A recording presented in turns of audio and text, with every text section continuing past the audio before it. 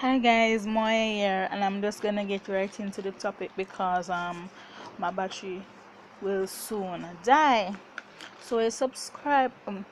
Let me just say I have endometriosis, fibromyalgia, irritable bowel syndrome. Those are the three that I've been diagnosed with. A subscriber asked me if I could talk more about the fibromyalgia. So I went and did my research and compared it to my symptoms. So the first thing that you should know is the definition of fibromyalgia.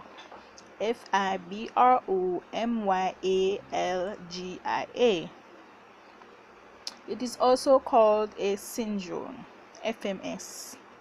It's a long-term condition that causes pain all over the body, as well as widespread pain. You may have increased sensitivity to pain. You have fatigue, which is extreme tiredness, muscle stiffness.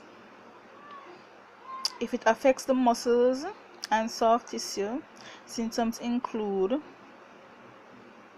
it affects the muscles and soft tissues. The symptoms include chronic pain, fatigue, sleep problems, or trigger points which can be relieved through medication, lifestyle changes, and stress management. So as it relates to sleep problems, sometimes I'm in so much bodily pain I cannot lay down to sleep, especially if I had a long day, meaning I left my house, I went on a bus, I walked, traveling basically.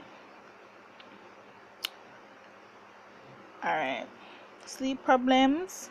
I sit up in bed while I am sleeping, and I do this almost every night. When I say sit up, like I'm sitting up now, I sit up like this, sleeping.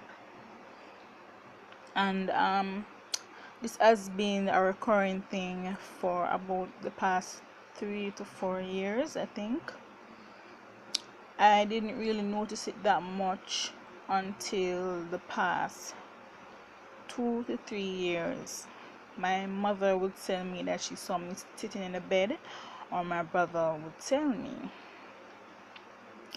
So when I'm doing this, I do not know what I am doing unless a family member touches me and says lay down.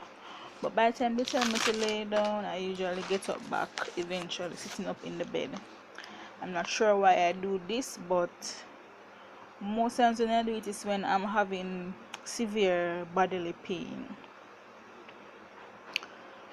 If I had a busy day traveling, it makes my joints and muscles hurt, especially my feet, abdomen, and back. I usually get this stinging, burning sensation under my left breast, upper abdomen. I did an MRI and they didn't say it was anything, and that was like 2017. But nothing came of it. However, I still have this pain almost every day. It's a stinging, annoying, and uncomfortable pain. Sometimes it makes you feel bloated and uncomfortable. Sometimes even my face hurts. Sometimes I can't even make as much videos as I want because there are days where I'm hurting from head to toe. I can only make videos when I'm feeling at least 50% good. Right now I'm feeling probably like 60% well, but the other days of the week I was feeling horrible, tired, pain, exhaustion. I tend to get a fever on my back and abdomen after a long day. I can actually feel the warmth coming from my eyes and my ears.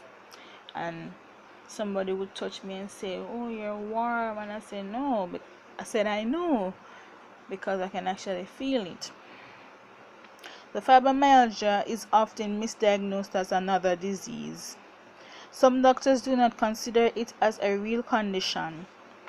This can lead to depression because of struggle in gaining acceptance for pain symptoms. Sometimes you go to the doctor and they tell you that you're imagining the pain, you're delusional, or you're suicidal. That happened to me already. The doctor told me that I'm imagining my pain. How can somebody imagine pain that they've been feeling for 6 years straight? Huh? How can you imagine pain like that? Somebody touches me, it's like the pain just diffuse all over my body. You can't touch me too hard. Nobody can. I don't know. Maybe people like that are out there, but for me that's not the case because I've been feeling these kinds of pain since I was like a teenager. It just got worse over time and more unbearable. Research is still being done to fully understand fibromyalgia. People used to be diagnosed with fibromyalgia if they had widespread pain and tenderness in at least 11 of the known 18 trigger points. Doctors would check by pressing firmly on these areas. Common trigger points are back of the head, tops of the shoulders, upper chest, hips, knees, and outer elbows. Nowadays, doctors just diagnose you if you have widespread pain, with no other diagnosable condition. In my case, I did a laparoscopy in April 2015 and I was diagnosed with endometriosis. And in 2016, I did a CT scan where I saw adhesions on my pelvic area attached to my cecum and intestines. So that caused me a lot of pain, and by now it's gotten worse. I have a nagging, sometimes sharp pain. That's what I was telling you about, located under my left breast. Just laying in the MRI machine alone for like an hour was painful because my lower back has a sink and that sink will not touch a flat surface, only my bottom and upper back.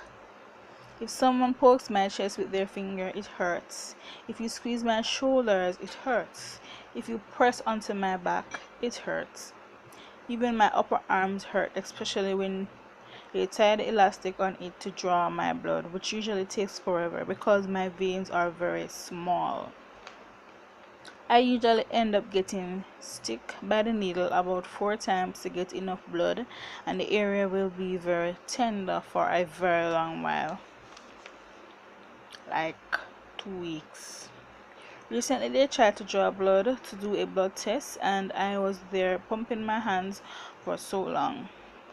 The elastic left me in pain and she could not even stick the vein nearby because when she poked it, the vein, it does hurt so much. Put the elastic on my upper arm right here and she said alright, she feel a vein right here. So, but when she touched the vein, I feel pain and I say, this is so thin. She just said, no, she can't poke me right there.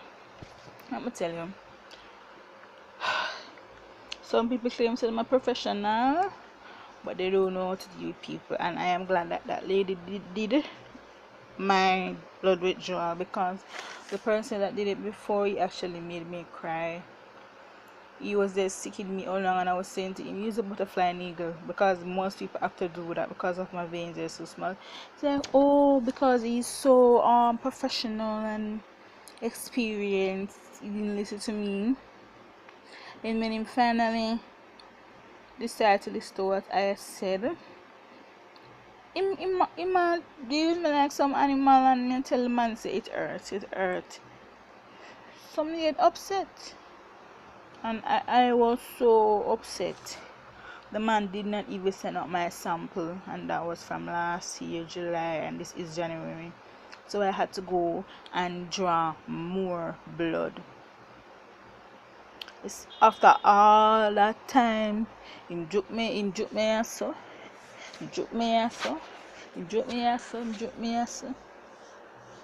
until him finally get some blood from right here, so. See? Evil scar still there. Right there. Sometimes it feels like needles are sticking me in my knees, and when you feel it with your hands, you feel like there's a twitching in the knee. I think that has something to do with fibromyalgia.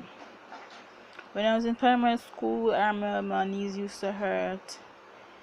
They used to hurt so bad, they were really sore, and you didn't know why. Usually just rub ointment on it, but like when I reached teenager now, it did stop. Never really bother me again.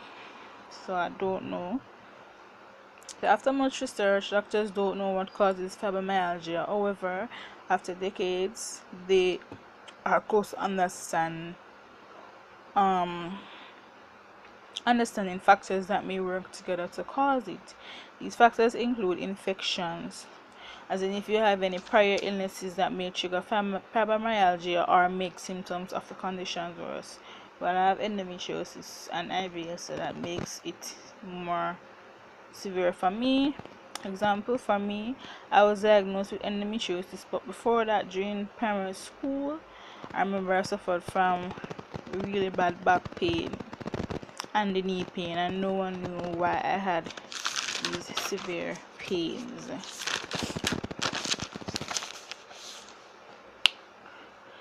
Another factor is genetics. So the first one was prior illnesses.